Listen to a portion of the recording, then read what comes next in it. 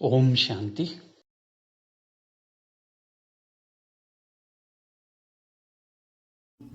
Divine Souls, Namaste. Please welcome to Spiritual Health and Meditations. ದಿವ್ಯವಾದ ಆತ್ಮಗಳೇ, ನಮಸ್ಕಾರ. ಎಲ್ಲರಿಗೂ spiritual health ಮತ್ತೆ ಮೆಡಿಟೇಷನ್ ಚಾನೆಲ್ಗೆ ಸ್ವಾಗತ, ಸುಸ್ವಾಗತ. ಈ ಸತ್ಸಂಗದ ಕ್ಲಾಸಿಗೆ ಎಲ್ಲರಿಗೂ ಸುಸ್ವಾಗತ. We'll start please with 3 Omkaras.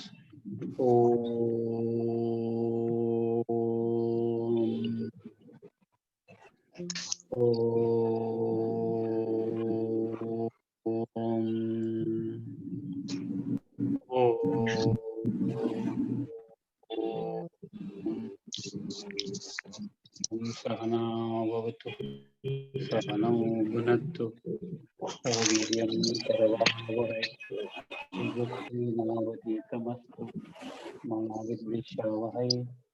Om Shanti Shanti Shanti. Release both the hands and both the palms. Namaste everyone. Ellarigu namaste. So, continuing with the class. Okay. Now, before we start off with the Swarupa, ನಮ್ಮ ಸ್ವರೂಪಗಳ ಬಗ್ಗೆ start ಮಾಡೋ ಮೊದಲು, so there are some newcomers.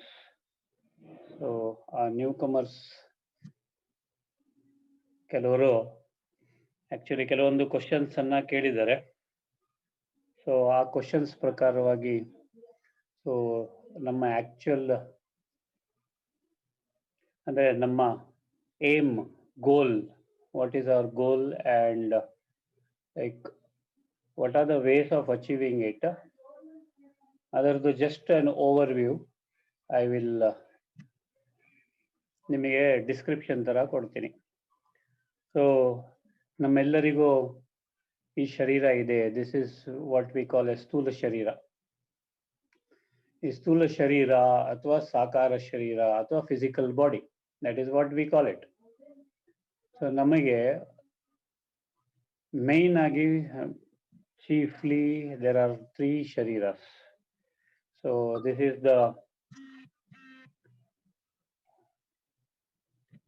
the main physical body ಅಥವಾ ಸ್ಥೂಲ ಶರೀರ.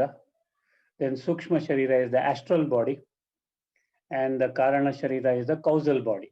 ಈ 3 ಶರೀರಗಳು. So ಸ್ಥೂಲ ಶರೀರ, ಸೂಕ್ಷ್ಮ ಶರೀರ and ಕಾರಣ ಶರೀರ. Now we have 5 sheaths, 5 ಕೋಶಗಳಿದೆ ನಮಗೆ. ಪಂಚಕೋಶಗಳು, 5 ಕೋಶ. ಅನ್ನಮಯ ಕೋಶ, ಪ್ರಾಣಮಯ ಕೋಶ, ಓಕೆ, ಮನೋಮಯ ಕೋಶ, ವಿಜ್ಞಾನಮಯ ಕೋಶ ಮತ್ತೆ ಆನಂದಮಯ ಕೋಶ. See, these are all very important. See, whatever today I am taking, it may be a refreshing thing for many. So ಕೆಲವರಿಗೆ ಇದು ರಿಫ್ರೆಶಿಂಗ್, ಕೆಲವರಿಗೆ ಇದು ಹೊಸದು. ಓಕೆ, ಕೆಲವರಿಗೆ this is refreshing. For some it is refreshing and for some it is very new. So it is ಯಾರ್ಯಾರು ಕೇಳಿದ್ದೀರಾ already, so I am happy. ಅವರಿಗೆ ಒಂಥರ ರಿಫ್ರೆಶರ್ ಕೋರ್ಸ್ ತರ ಆಯ್ತು. So they can have refreshing notes also if they want to. If they wish to, they can have refreshing notes also. Notes ಅನ್ನ ಬರ್ದಿದ್ದೀರಾ ಅನ್ಕೊಂಡಿದ್ದೀನಿ, but still I will.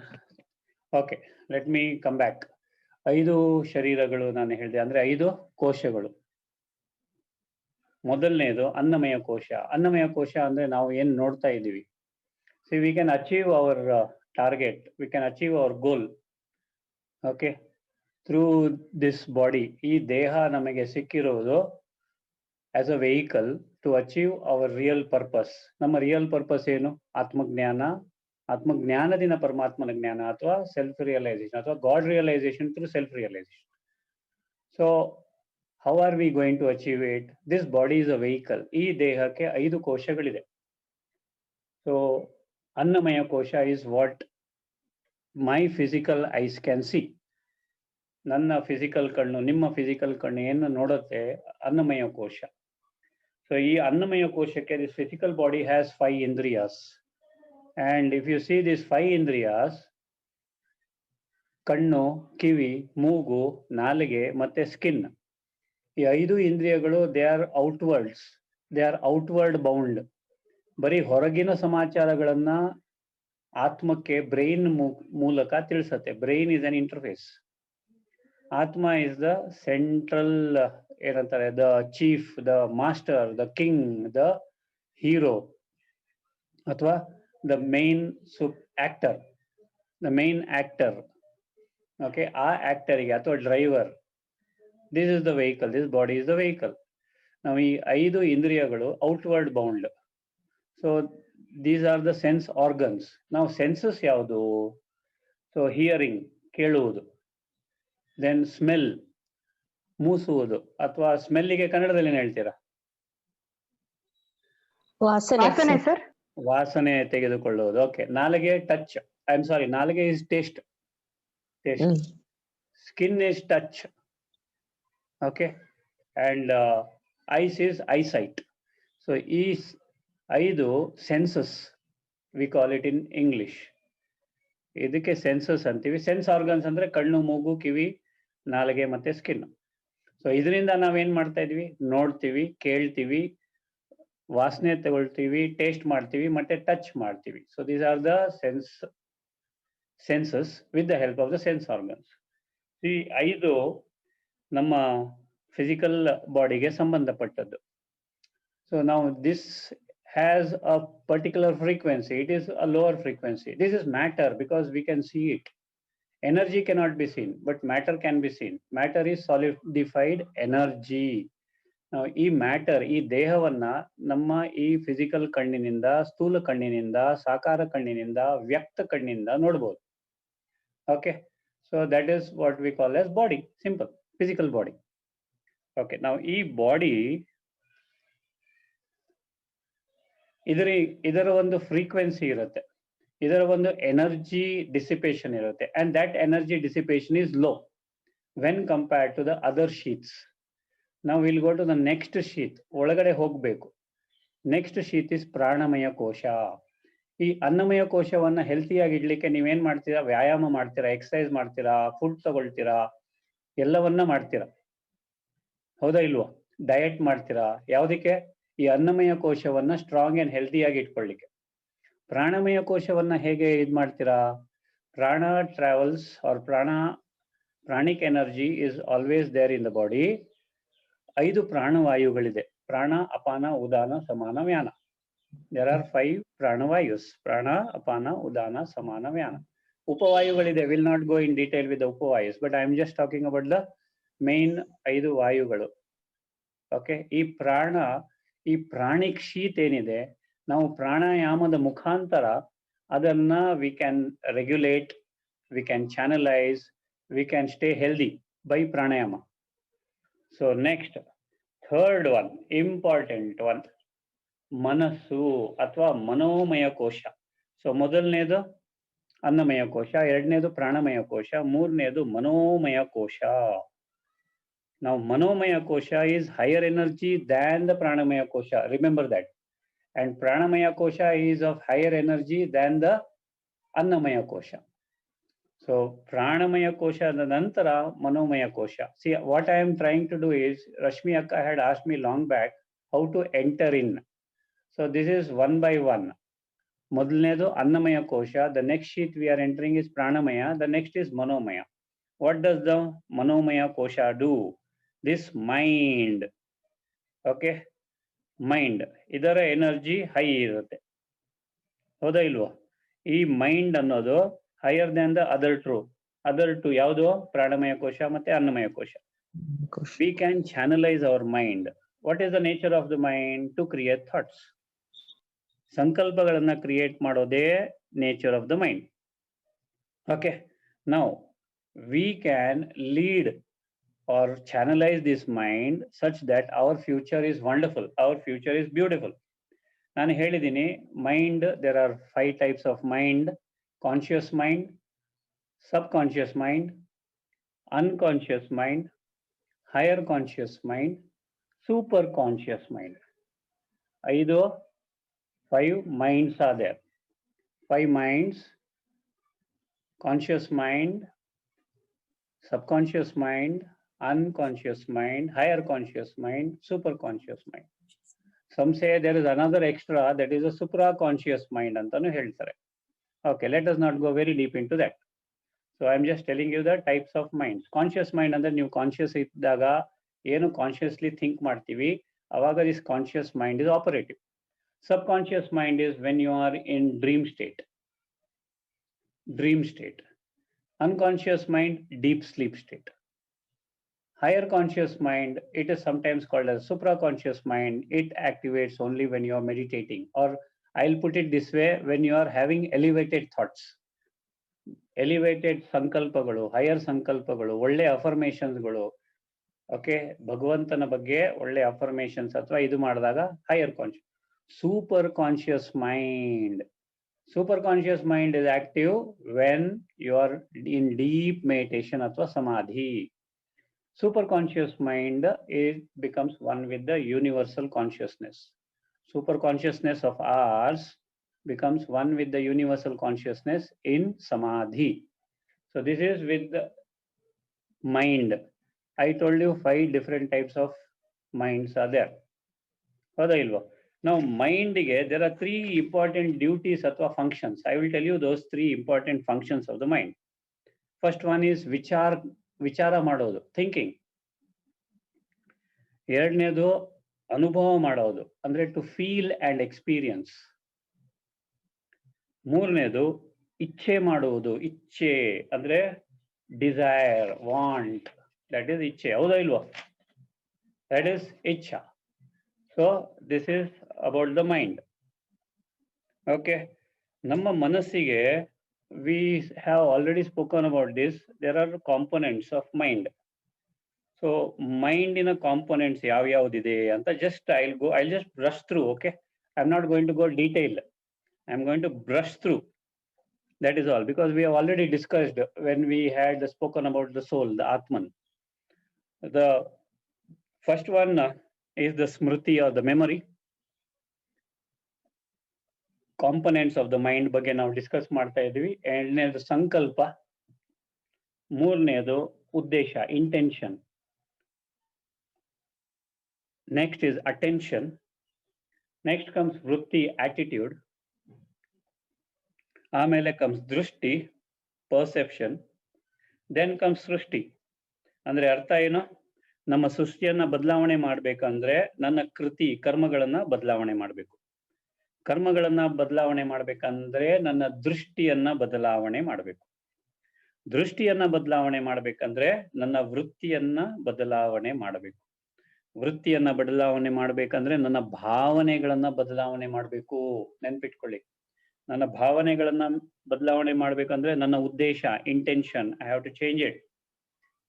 If I have to change my intention, I have to change my attention. Attention means what? Your focus. If I have to change my attention, I have to be careful about my awareness. What am I aware of? And if I have to change this awareness of mine, I have to focus on my thoughts, sankalpagalu. And if I have to change my thoughts, I have to change my memory, smriti. And if I have to change my smriti, I have to come back where? To sanskaras. So ಎಲ್ಲಿ ಹೋಯ್ತು? ಸಂಸ್ಕಾರಗಳನ್ನ change ಮಾಡಿದ್ರೆ ಎಲ್ಲವೂ change ಆಗತ್ತೆ. ನನ್ನ ಕರ್ಮ ಎಲ್ಲವೂ ಕೇವಲ ಸಂಸ್ಕಾರ ಚೇಂಜ್ ಮಾಡಿದ್ರೆ ಚೇಂಜ್ ಆಗುತ್ತೆ. So got it? Yes, we will discuss the type of thoughts when we come back to the numerics. Okay na? So now you got it about the mind. ಈಗ ಮನಸ್ಸಿಗಿಂತ higher energy ಒಂದಿದೆ, that is called as the intellect, ಬುದ್ಧಿ. ವಿಜ್ಞಾನಮಯ ಕೋಶ. Vijnanamaya kosha means intellect. What does the intellect do? Discriminate, visualize. ಹೌದಾ ಇಲ್ವೋ? Discrimination capacity ಯಾರಿಗಿದೆಮ್ಮ? ಬುದ್ಧಿಗೆ. ಬುದ್ಧಿ ಎಲ್ಲಿ ಹೋಯ್ತು ಅಂತ ಕೇಳ್ತೀರಾ ಯಾರಾದ್ರೂ ತಪ್ಪು ಮಾಡಿದ್ರೆ. ಓದ್ತಾ ಇದ್ರೆ ಮನಸ್ಸು ಎಲ್ಲಿ ಹೋಯ್ತು ಅಂತ ಕೇಳ್ತೀರಾ. See, you are only differentiating what is mind and what is intellect. ಬುದ್ಧಿ ಎಲ್ಲಿ ಹೋಯ್ತು ಅಂತ ಕೇಳ್ತೀರಾ. ಈ ಬುದ್ಧಿಗೆ ಅಥವಾ ಇಂಟೆಲೆಕ್ಟ್ಗೆ ದೇರ್ ಆರ್ 4 ಕಾಂಪೊನೆಂಟ್ಸ್. ಸತ್ ಬುದ್ಧಿ, ಸತ್ ಚಿತ್ತ, ಸತ್ ವಿವೇಕ ಮತ್ತೆ ಹಾರ್ಟ್ ಅಥವಾ ಹೃದಯ. ಆತ್ಮನ ಹೃದಯವೇ ಈ ಬುದ್ಧಿ. ಮೂರನೇ ಕಣ್ಣು ಈ ಬುದ್ಧಿ. ನೆನಪಿಟ್ಕೊಳ್ಳಿ. ಮೂರನೇ ಕಣ್ಣಿದೆಯಾ ಎಲ್ಲರಿಗೂ? No answer. Yes, sir. Yes, sir. Yes, sir. Yes, sir. ಅಲ್ಲ, what is, are you all online? Yes, sir. Listening, Third eye meditation ಮಾಡ್ತಾ ಇದ್ದೇವೆ sir. Yes, sir. Okay. We have the third eye. That is nothing but the intellect. The intellectual eye, what we call as. Okay. So intellect ಅಥವಾ intellectual eye. Now coming on, there are some functions of this intellect. ಜ್ಞಾನಮಯ ಕೋಶದ್ದು ಕೆಲವೊಂದು function ಇದೆ. ಮೊದಲನೇದು ಧಾರಣೆ ಮಾಡೋದು, ಇಂಬೈಬಿಂಗ್. ಮೊದಲನೇದು ಧಾರಣೆ ಮಾಡೋದು. Oh, anyone is a thing? Do you want me to mute?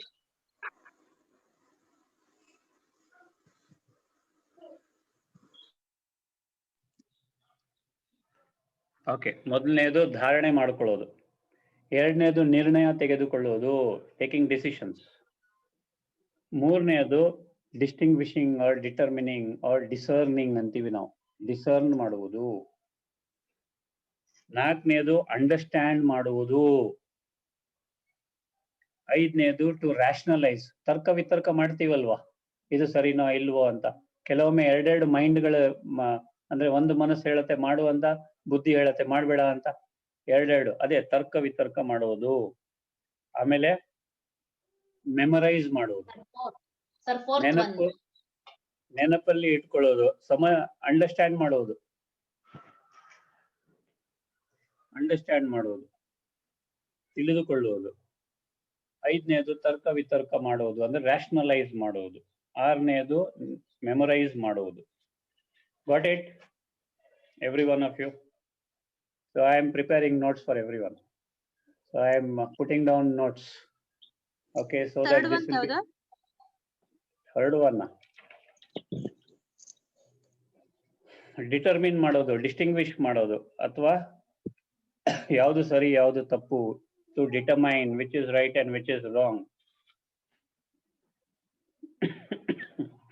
So vijnanamaya kosha has higher energy than the mind. Yes or no? Yes, sir. Why?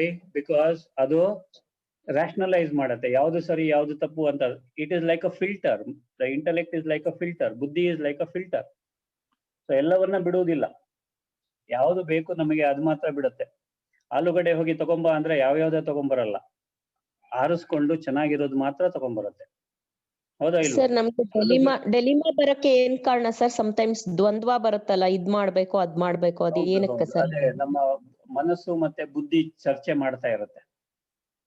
ಅವೆರಡು ಹೊಂದಾಣಿಕೆ ಆಗಲ್ಲ ಅಂತಾನೆ? ಅವೆರಡು ಅಲ್ಲ, ಹೊಂದಾಣಿಕೆ ಅಂತಲ್ಲ ಇಲ್ಲಿ. ವಾಟ್ ಹ್ಯಾಪನ್ಸ್ ಇಸ್ ತರ್ಕ ವಿತರ್ಕ ಮಾಡುತ್ತೆ. It is natural for any intellect to question, because intellect is always inclined towards the consciousness. ಅಂದ್ರೆ ರಿಯಲ್ ಕಾನ್ಶಿಯಸ್ನೆಸ್ ಏನಿದೆ, ರಿಯಲ್ ವ್ಯಾಲ್ಯೂಸ್ ಏನಿದೆ, intellect is always inclined towards that. ಮನಸ್ಸು ಹಾಗಲ್ಲ, ಮನಸ್ಸು ಬೇಡದೇ ಇರೋ ಸಂಕಲ್ಪನೂ ಮಾಡತ್ತೆ.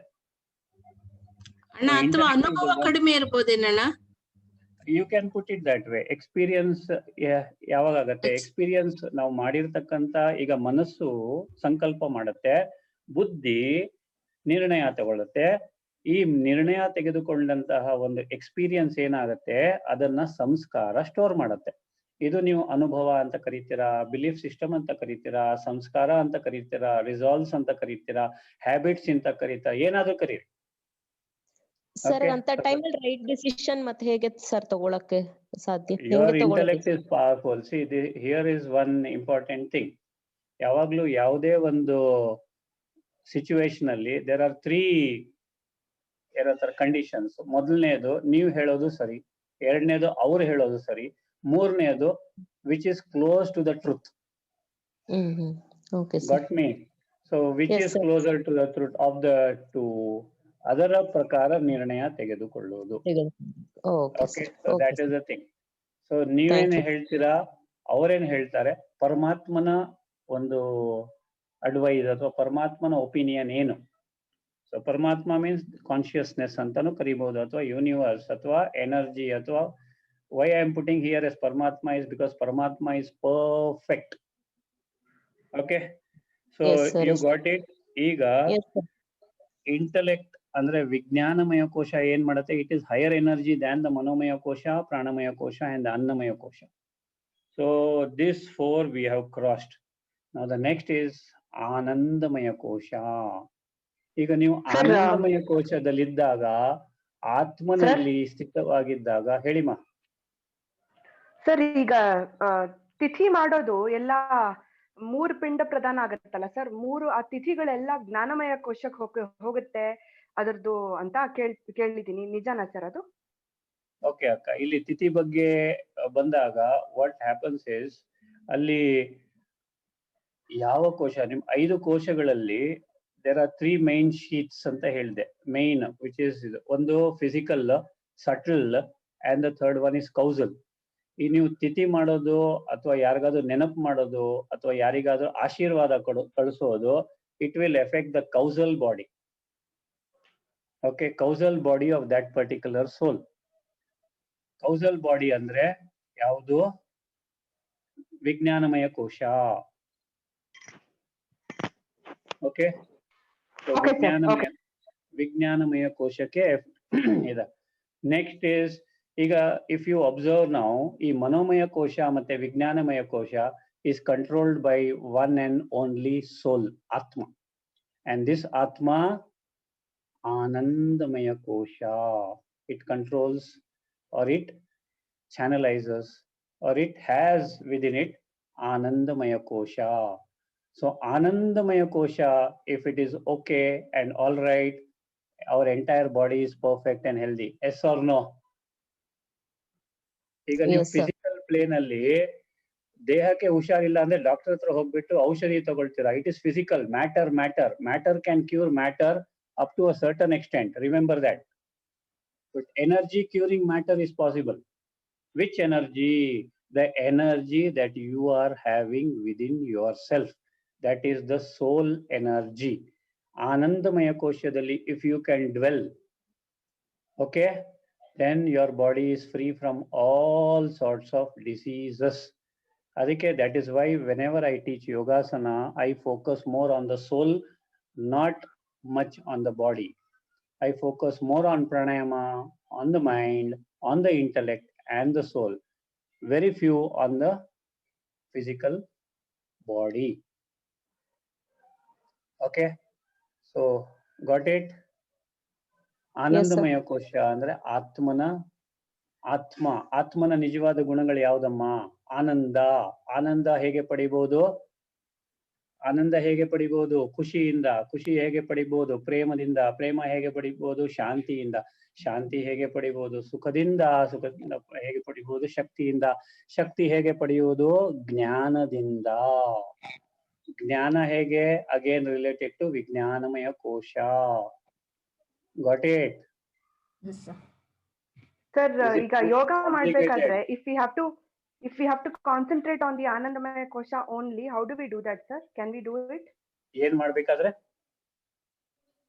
Sir, ಯೋಗ ಮಾಡ್ಬೇಕಾದ್ರೆ ನೀವು ಹೇಳಿದ್ರಲ್ಲ, that you concentrate yoga means ಮಾಡಿಸ್ಬೇಕಾದ್ರೆ meditation. Yes, yoga means meditation. ಆಸನನ ನೀವು ಯೋಗ ಅಂದಾಗ ಯಾವುದು ಅಂತ ಯೂಶಲಿ ಕೇಳ್ತೀನಿ. ನಾನ್ ಹೇಳ್ತಾ ಇರೋದು ಆಸನ ಸರ್. ಆಸನಗಳು ಯಾಕಂದ್ರೆ ಆಸನ. ಚರ್ಮ ಓಕೆ, ಆಸನ ಆಲ್ಸೋ ಇಸ್ ಯೋಗಾಸನ. ಯೋಗಾಸನ ಮಾಡುವಾಗ it is the mind and the body. ಬರೀ ಯೋಗ ಅಂತಂದ್ರೆ it is the connection between me and the supreme soul paramatma. Yoga means meditation between I the soul and paramatma. Okay ಅಕ್ಕ? Okay, and yogasana means fine sir. Between mind and the body connectivity. Okay, Sir, Iga, sorry to interrupt. The 5 senses meditation iva munde ನೀವು ಇನ್ನೂ detail ಆಗಿ ತಗೊಳ್ತೀರೋ ಅಥವಾ it ends here, sir? I mean not meditation, the explanation, sir. Explanation. Okay, see here, this itself is like a meditation. If you ನಿಮಗೆ ಈಗ ಒಳಗೆ ಹೋಗಬೇಕಂತಂದ್ರೆ first you have to cross the physical plane, then the pranic plane, then the manolaya. ಮನೋಲಯ ಅಂದ್ರೆ ಏನು?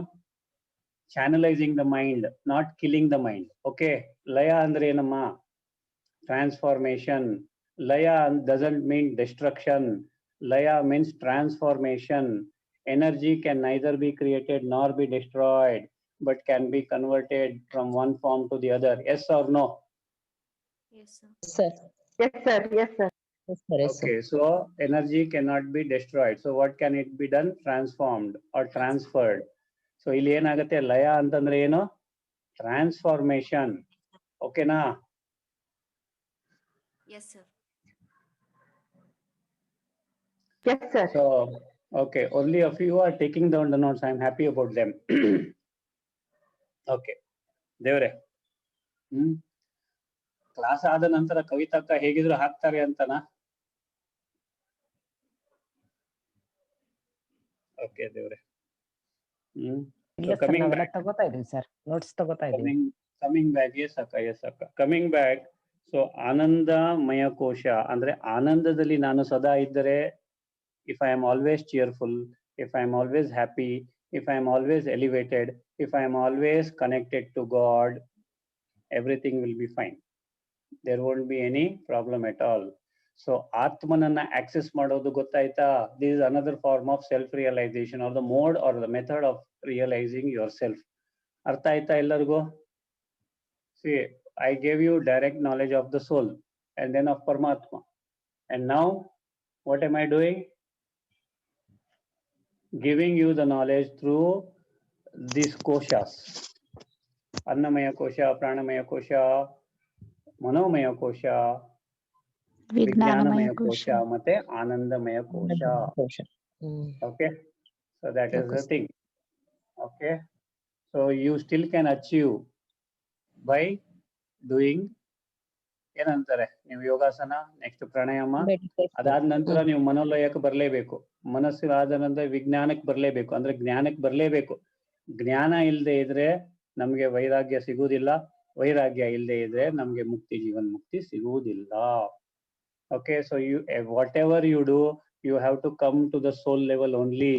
Self realisation ಆಗ್ಲೇಬೇಕು. Without self realisation God realisation is not possible.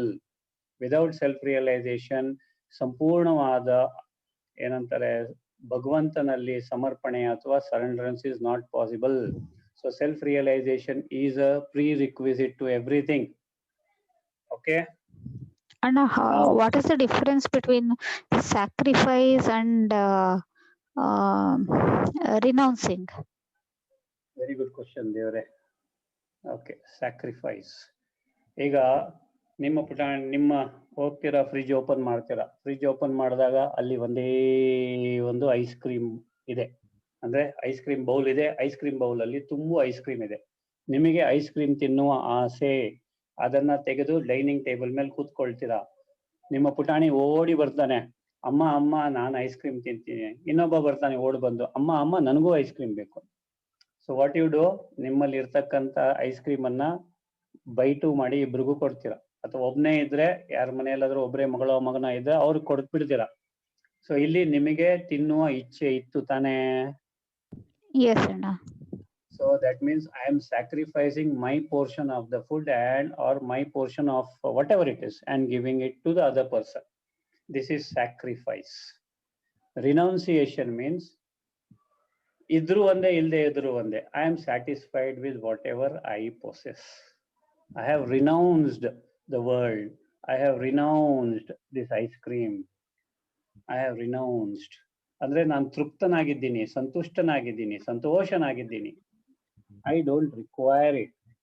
I am ಏನಂತಾರೆ ಅದಕ್ಕೆ, I am ಖುಷಿಯಿಂದ ಕೊಡ್ತಾ ಇದ್ದೀನಿ. ಆದ್ರೆ ಸ್ಯಾಕ್ರಿಫೈಸ್ ಅಲ್ಲಿ ಏನಾಗತ್ತೆ ಅಂದ್ರೆ, ಕೊಟ್ಟ ಮೇಲೆ ಒಂದು ಸ್ಪೂನ್ ಆದ್ರೂ ತಿನ್ಬೋದಾಗಿತ್ತಲ್ಲ.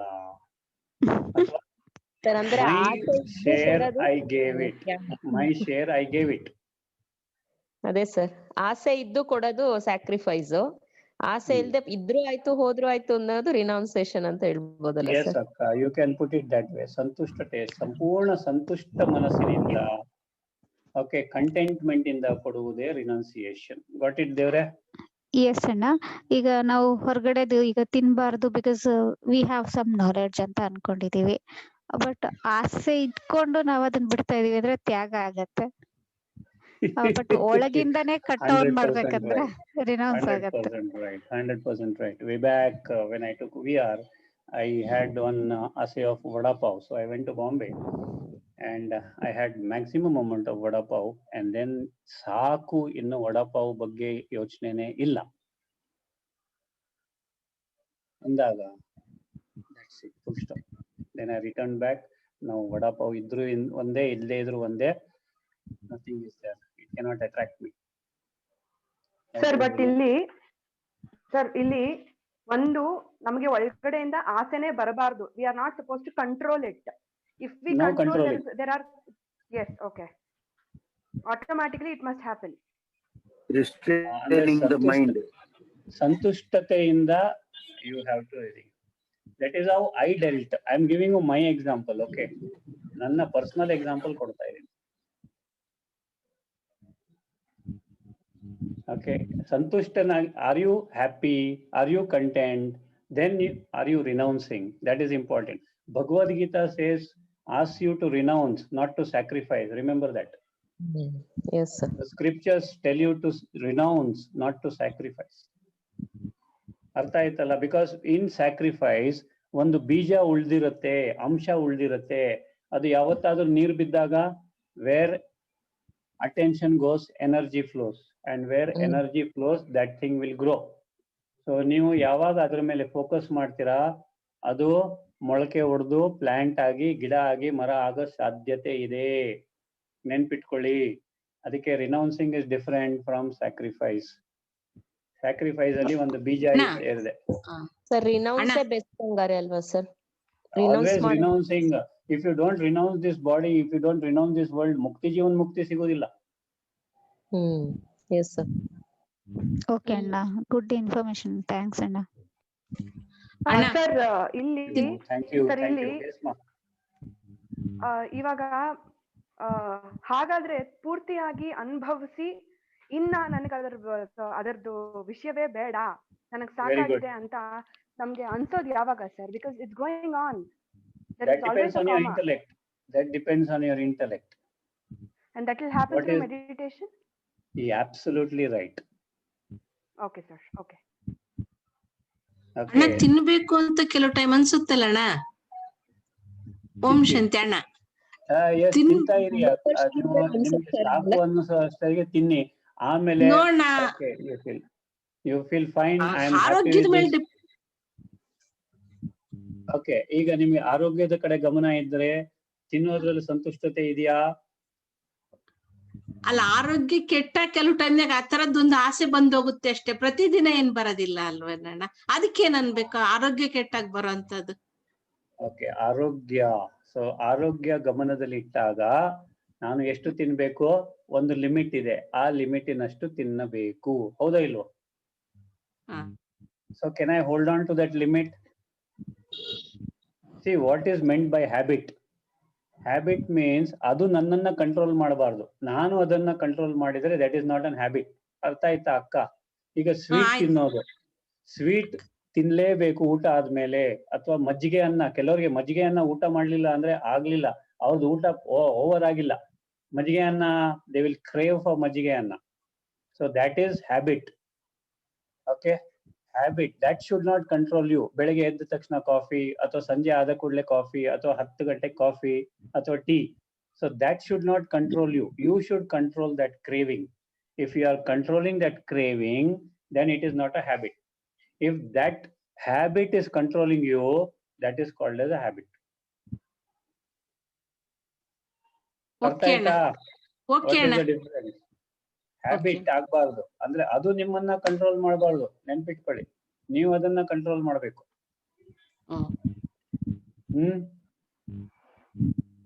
Got it? Okay ಅಣ್ಣ. Okay ಅಣ್ಣ, thanks ಅಣ್ಣ. Okay, we have only 4 minutes. So okay, so tomorrow we are starting our ಸ್ವರೂಪಗಳು. So ಸ್ವರೂಪದಲ್ಲಿ ಬಂದಾಗ I'll just brush you up with the swarupas. So ಮೊದಲನೇದಾಗಿ what we were in Paramdham, ಅದಕ್ಕೆ ಅನಾದಿ ಸ್ವರೂಪ ಅಂತ ಕರಿತೀವಿ. ಅನಾದಿ ಸ್ವರೂಪ, what we were in Paramdham. ನಾವು ಪರಂಧಾಮದಲ್ಲಿದ್ದಾಗ ಏನಾಗಿದ್ವಿ, tomorrow I will explain to you everything. Okay, ಪರಂಧಾಮದಿಂದ ಫಸ್ಟ್ ಇಲ್ಲಿ ಕಾಲಿಟ್ಟಾಗ ಎಲ್ಲಿದ್ವಿ? ಸ್ವರ್ಗದಲ್ಲಿದ್ವಿ ಅಥವಾ ಸತ್ಯಯುಗದಲ್ಲಿದ್ದೀವಿ. ಸತ್ಯಯುಗ ಆದ ನಂತರ ತ್ರೇತಾಯುಗಕ್ಕೆ ಬಂದ್ವಿ. ಸೊ ನಮ್ಮ ಸೋಲ್ ಎನರ್ಜಿ ನಿಧಾನಕ್ಕೆ ಕಮ್ಮಿ ಆಗ್ತಾ ಬಂತು. ತ್ರೇತಾಯುಗದ ನಂತರ ದ್ವಾಪರಕ್ಕೆ ಬಂತು. ಸೊ ದ್ವಾಪರಕ್ಕೆ ಬಂದಾಗ ವಿಕಾರಗಳು ಶುರು ಆಯಿತು.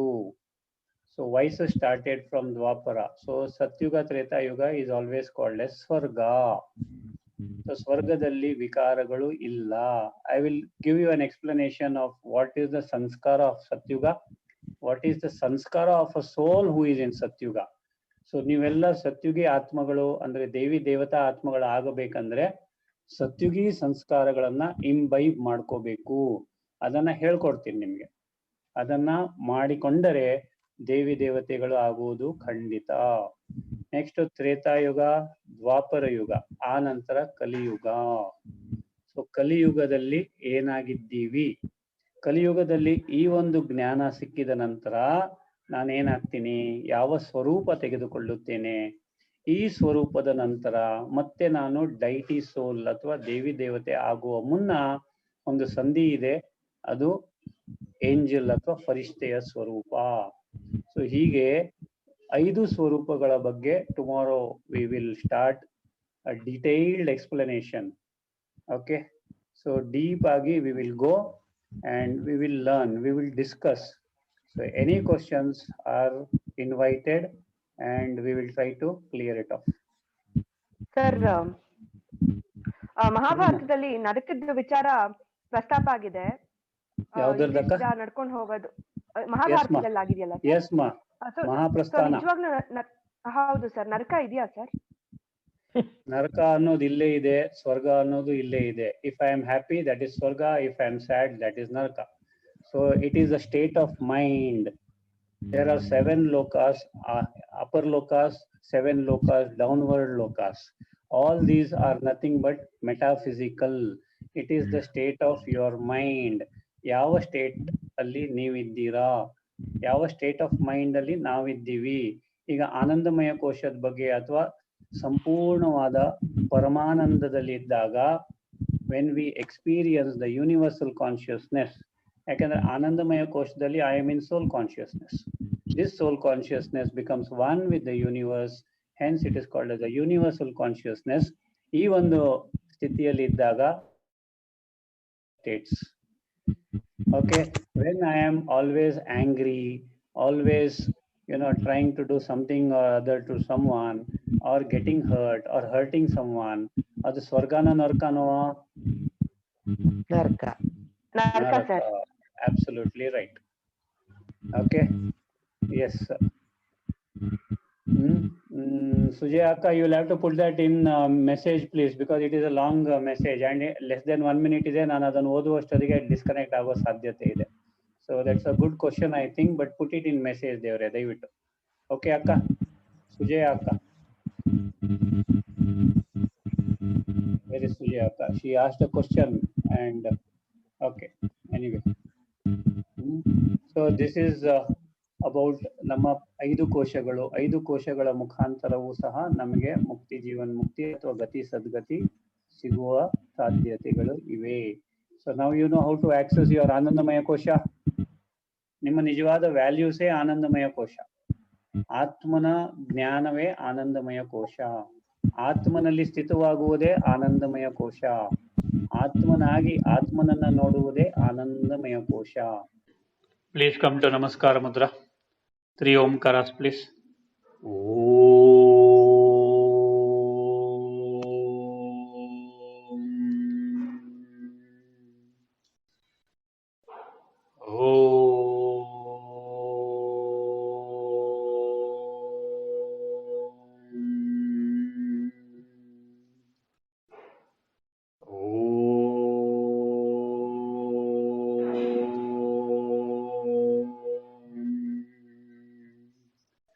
Visualize the whole world. सर्वे भवन्तु सुखिनः, सर्वे सन्तु निरामय, सर्वे भद्राणि पश्यन्तु, मा कश्चित् दुःखभाग् भवेत्। ओम शांति शांति शांति। Release both the hand. ओम शांति।